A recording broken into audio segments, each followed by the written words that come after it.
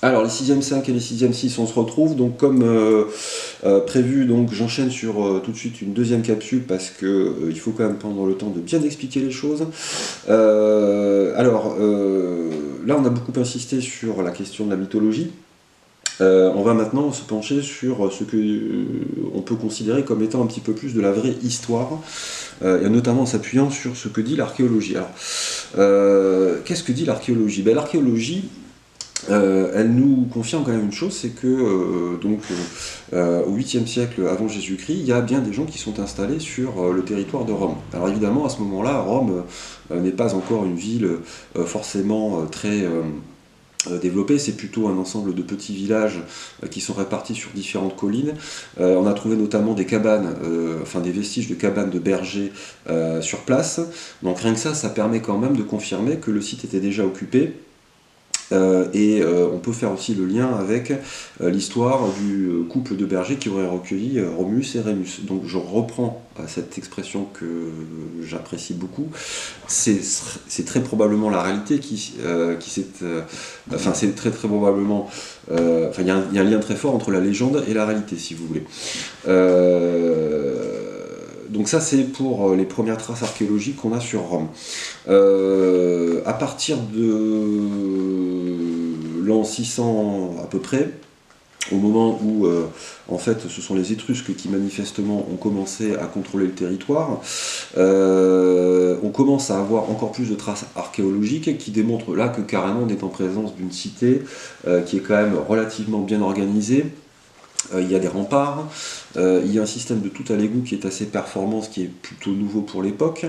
Donc à partir du moment où on a, si vous voulez, des traces de ce genre, là on peut affirmer que réellement la ville moderne de Rome, elle existe déjà, sauf qu'à cette époque-là, manifestement, les Étrusques qui jusqu'alors dominaient la région vont être chassés par les Romains, les vrais, là il va y avoir inversion donc, de la domination, et ce sont non pas les Étrusques mais les Romains qui vont faire le boulot que les Étrusques auraient rêvé de faire, c'est-à-dire unifier en fait tout le territoire de l'actuelle Italie pour le dominer. Alors, ce qui est extrêmement important aussi, et là je vais aborder plus spécifiquement la question politique, il va se passer un certain nombre d'événements qui, eux, sont par contre avérés historiquement. Là, on n'est pas dans la légende, hein, on n'est pas dans le même schéma que Romulus et Rémus, ou Aîné. On sait que vers moins 509, enfin en moins 509 plus précisément, donc au 6e siècle avant Jésus-Christ, il y a un système monarchique dont les Étrusques donc, ont été les principaux représentants. Une monarchie, donc ça veut dire qu'on est sur un système politique très classique, avec une famille royale, avec une dynastie, et un pouvoir qui se transmet donc de manière héréditaire, c'est-à-dire par le sang. Et c'est là que on peut parler d'un premier événement important, c'est que ce système politique va être renversé. Il va être renversé en moins 509 par ce qu'on appelle une révolution. Alors une révolution sur le plan politique, ça signifie quoi? Ça signifie que le pouvoir en place il est renversé. Alors ça ne signifie pas automatiquement qu'il va y avoir un changement de système ou un changement de régime, mais en tout cas il va y avoir un changement de personne. Là en l'occurrence il y a un changement de système, c'est-à-dire qu'on passe d'une monarchie à une république, donc je vais rappeler la définition quand même de république, même si vous l'avez déjà noté dans les cours précédents. La république c'est un système politique dans lequel il n'y a plus de roi, donc ça veut dire que a priori n'importe qui peut devenir chef de l'État. Par contre, et j'insiste aussi là-dessus, c'est pas parce que n'importe qui peut devenir chef de l'État qu'on est en démocratie.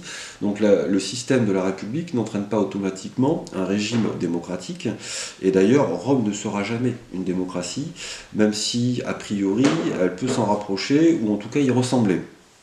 Donc cette révolution donc, intervient en moins 509, et à partir de ce moment-là, on va rentrer dans une deuxième grande phase, qui fera l'objet d'un deuxième grand cours, c'est Rome donc, et la République.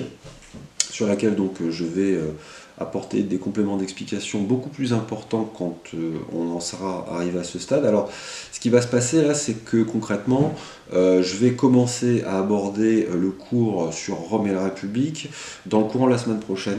Hein. On va fonctionner de la manière habituelle, c'est-à-dire que dans un premier temps, je vais vous envoyer la trace écrite du cours que vous devrez recopier.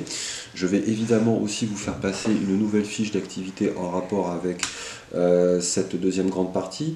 Je peux d'ores et déjà vous annoncer sur quoi vous allez travailler. Vous allez notamment travailler sur la guerre des Gaules, qui est un sujet intéressant, en particulier quand on est de culture française.